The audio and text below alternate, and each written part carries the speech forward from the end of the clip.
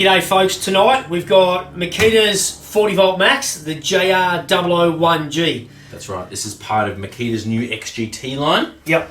Now we already reviewed the XGT grinder, that was our last video, and we had a very big, robust discussion about the merits of the 40 volt max line. Is it good value? Why would you change to it? Yep. Are they shafting 18 volt users? That whole discussion has already happened. Yep.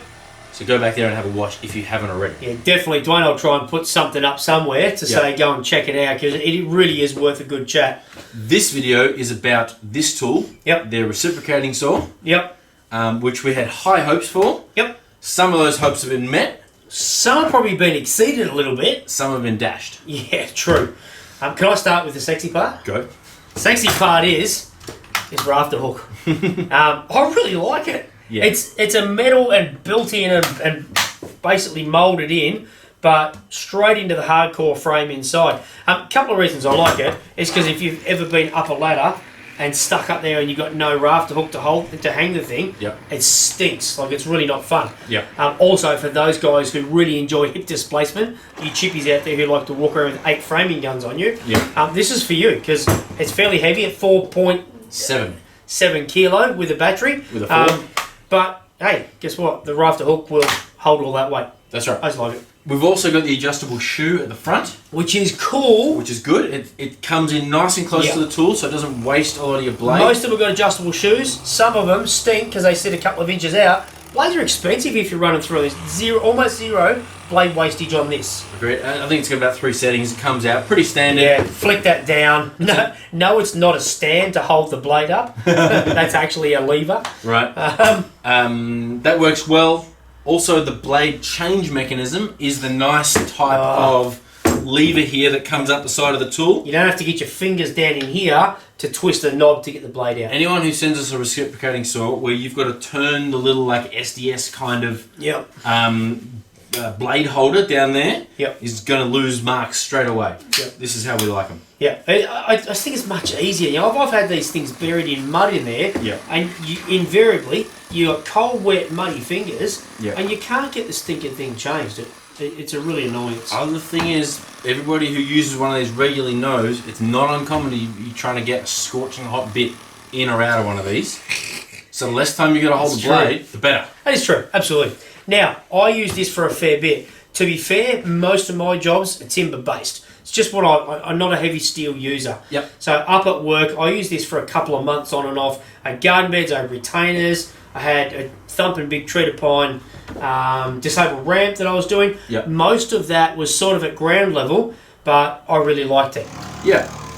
We pretty much discovered tonight, after using it for a couple of months, that it's got 2 speeds. Now, we don't know if we've been using it on first speed for a lot of the time, or both, or we don't know. What we do know is we started trying to review it and realised we'd been using it on speed 1 and didn't actually have a good feel for how fast it was in speed 2.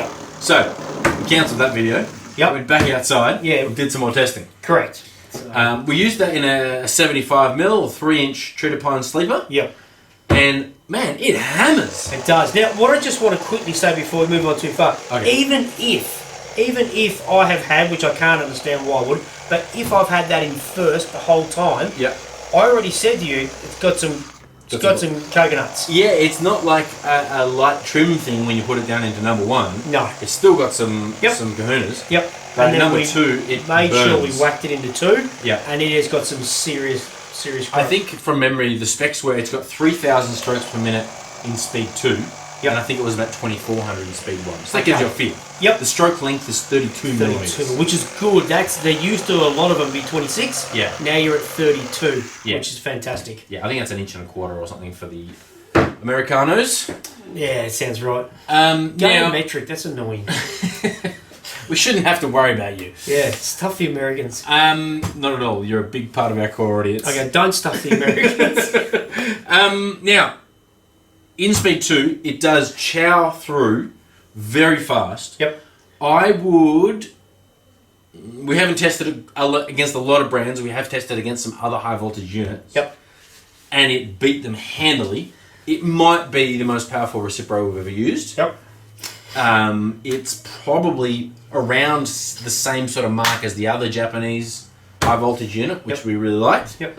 But I like this better because of the ergonomics, because of the usability. Yep. So she's a cracking unit. Also, Oh no, go. I was going to say, if you want to reverse over it accidentally in your ute truck for the Americans, it will handle it. It will. And who did that? Don't want to point your fingers. Not me. I'm not taking the blame. I might have accidentally left it behind me. There's some serious battle scars on this. Yeah, I reversed over it. You pinhead. In the ute. Yeah. Now, it survived.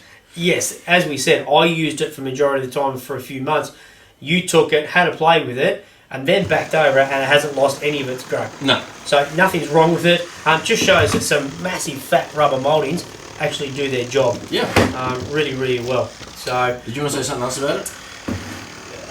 No, I've got nothing else exciting about it. Okay. I mean, it's a reciprocating saw. They don't have a lot of bells and whistles. Yep. It doesn't have an orbital mode. I would have liked to have seen that on this unit for the timber users. You'd get a bit more punch out of it with that. Hadn't thought of it. Let's go. Would that add a gearbox and a heap of weight as well? It's already 4.7. Don't know.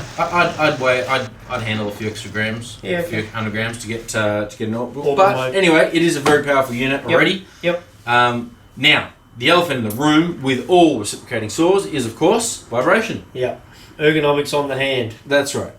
All reciprocating saws hurt if you use them for extended periods of time. Yeah, none of them are fun, are they? They're not a fun tool to use after the first cut. Yeah. They're fun at first. Feels like you can kill anything with one. Yeah. And then you start tearing up. And then, your hand starts losing the feeling. This saw is quite high in vibration. There's no way around it.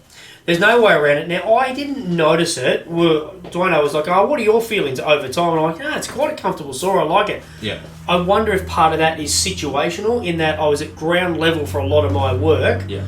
So maybe I was in a completely different position, going slower. Whereas when we chowing this through steel and through those sleepers, it hurts. Yeah. Like it starts hurting in here after a couple of cuts.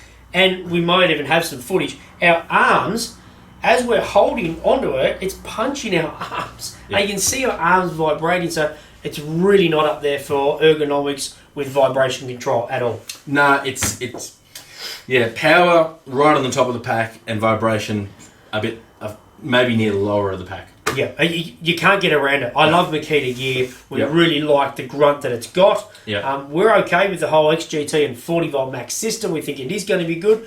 But at $399 for a skin, I want a little more comfort. Yes, albeit it's a reciprocating and it's just a destroyer tool. Yeah. The flip side of that argument is, give me all the power you can get so that the job's done fast. You might get it done 25-30% faster. Exactly. And maybe you're like, I can handle a bit of extra vibration because I'm just going to smash through it, throw the tool back in the truck and keep working. And I understand that point of view. Yep.